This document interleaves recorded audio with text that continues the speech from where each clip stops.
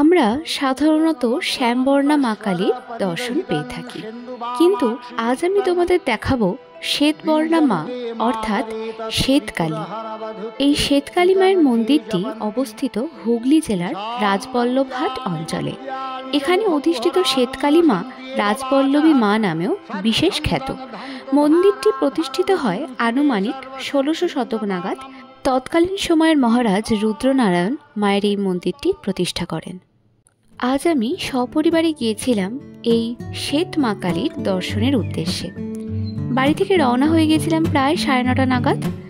প্রায় সমগ্র রাস্তা জুড়েই ছিল এই রকম সবুজ ধান ক্ষেতের চিত্তাকর্ষক দৃশ্য, আর সেখান থেকে ছুটে আসা চঞ্চল বাতাসও আমাদের মনে প্রাণে এক তৃপ্ততা প্রদান করছিল। তো সময় মতো আমরা মন্দিরে পৌঁছে যাই। মন্দিরের সামনে রয়েছে অনেক ছোট ছোট দোকান, যেখান থেকে তোমরা মায়ের পুজো দেবার জন্য ডালা সংগ্রহ করতে পারবে। এখানে বিভিন্ন দামের ডালা পাওয়া যায়। ৫১ টাকা থেকে শুরু করে ১০০১ টাকা, ৫০০১ টাকা পর্যন্ত ডালা এখানে তোমরা পাবে। এছাড়াও কোনো ভক্ত যদি মাকে শাড়ি দিয়ে পুজো দিতে চায় তাহলে তার ব্যবস্থাও রয়েছে।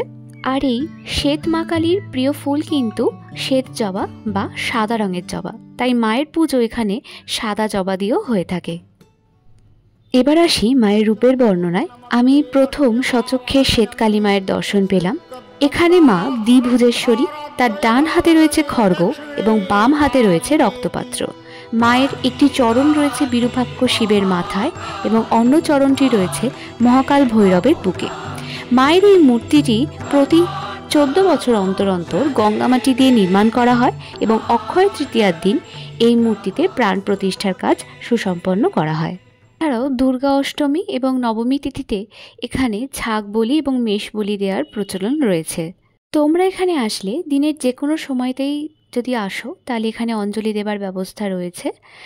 শুধুমাত্র যে সময়টুকু মাকে ভোগ নিবেদন করা হয় সেই সময় অঞ্জলি দেওয়া বন্ধ থাকে। তো আমরাও অঞ্জলি দেবার পর খানিকটা সময় একটু অপেক্ষা করছিলাম মায়ের প্রসাদ খাবার জন্য।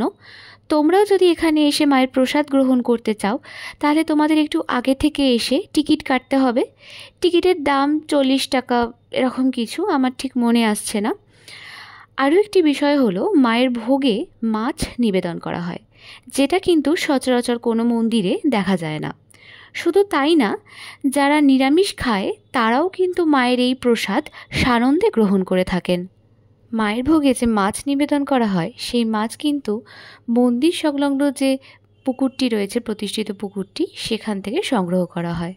প্রতিদিন এখানে প্রায় শতাধিক মানুষ আসেন মায়ের ভোগ গ্রহণ করবার জন্য, এবং মায়ের যে ভোগ রান্না হয় সেইখানে সমস্ত আনাজ, ডাল, মাছ সব কিছুকে একসাথে দিয়ে একটি তরকারি বানানো হয় এবং মা এইভাবেই কিন্তু ভোগ গ্রহণ করে থাকেন। তো এইভাবেই মা যুগ যুগ ধরে পূজিত হয়ে আসছেন। মায়ের এই অলৌকিক রূপ দেখতে তোমাদের অবশ্যই একবার হলেও এই মন্দিরে কিন্তু আসতে হবে। তো আজকের ভিডিওটা এখানেই এন্ড করছি।